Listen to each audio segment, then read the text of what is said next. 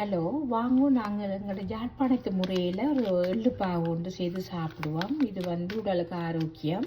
இது நாங்கள் சுத்தமான வெள்ளை எள்ளு சரியா. இதுக்கு தேவையான பொருட்கள் மூன்று பொருட்கள்லாம் நான் உங்களுக்கு காட்டுறேன். இந்த எள்ளு நான் இது ஒரு சுண்டு போனேன். நீங்கள் எதுலேயுமே இருக்கலாம், அந்த அளவு சரியாக இருக்கணும். ஒன்று எடுத்தீங்கன்னா இது ஃபுல்லாக போட போகிறேன். ஃபுல்லாக போடுற அளவுட்டா 160 கிராம் வருது. 160 கிராம். இதுக்கு முக்கால் சுண்டு நான் இது ஆர்கானிக் ஒயிட் சுகர் எடுத்துருக்கிறேன். உங்களுக்கு விருப்பம் என்றால் நீங்கள் ப்ரௌன் சுகரும் எடுக்கலாம்.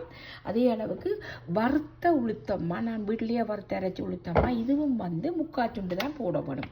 அப்போ எள்ளுத்தான் ஒரு சுண்டு ஃபுல்லாக போடணும். முக்கால் சுண்டு சீனி, முக்கால் சுண்டு மா, இந்த மூணு தான் அதுக்கு தேவை. நாங்கள் மிளகு சீரகத்தூள் போடுறையில் சில பேர் போடுறவ, எங்களோட ஊரில் போடுறையில் அதுக்கு கொஞ்சம் சுடு தண்ணி வேணும். வாங்க எப்படி செய்கிறேன்னு காட்டும். இப்போ நான் அரைச்சி வச்ச சீனி பவுடர், முக்கால் சுண்டு சீனி அரைச்சி பவுடரை வச்சுக்கிறேன். அதுக்குள்ள உளுத்தம்மா, நான் வறுத்த அரைச்ச உளுத்தம்மா, அதுவும் பாருங்கோ முக்கால் சுண்டு தான் போடுறேன்னா ஃபுல்லாக போட இல்லையா. எள்ளு மட்டும்தான் ஃபுல்லாக போடுறேன். அப்போ அதையும் இதில் போட்டு மிக்ஸ் பண்ணுறது. மிக்ஸ் பண்ணி போட்டு இந்த அரைச்ச எள்ளு இருக்கலாம், இதையும் போட்டு இதுக்குள்ள மூண்டையும் போட்டு மிக்ஸ் பண்ணி நீங்கள் கலந்துட்டு திருப்பி அரைக்கிறேன். நான் அரைக்க காட்டுறேன். கையை நல்லா சுத்தமாக நீங்கள் கழுவி துரைச்சிட்டு இந்த மூண்டையும் இப்படி ஃபஸ்ட்டு ஒரு 2-3 நிமிஷம் அப்படி கையால் பிணையுங்க. பிணைஞ்சிட்டு தான் நாங்கள் எங்களோட மிக்சியில் போட்டு அரைக்க போகிறோமா.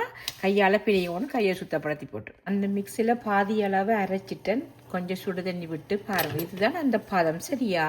இப்போ நான் இதை சூட்டோடு நீங்கள் பிடிச்சிங்களா அந்த எள்ளு இதுதான் பதம் சரியா. இப்படி இருக்கணும் பதம். நீங்கள் மிக்சியில் அரைச்சி எடுத்தால் அப்படி சேர்ந்து இப்படி இருக்கணும். இதுதான் பதம். நான் உங்களுக்கு உருட்டி போட்டு காட்டுறேன்னா சரியா. 10 உருண்டை வந்தது இந்த அளவு சைஸில். இங்கே பாருங்கோ. நீங்களும் இதே மாதிரி செய்து சாப்பிட்டு என்ஜாய் பண்ணுங்க. உடலுக்கு ஆரோக்கியம்.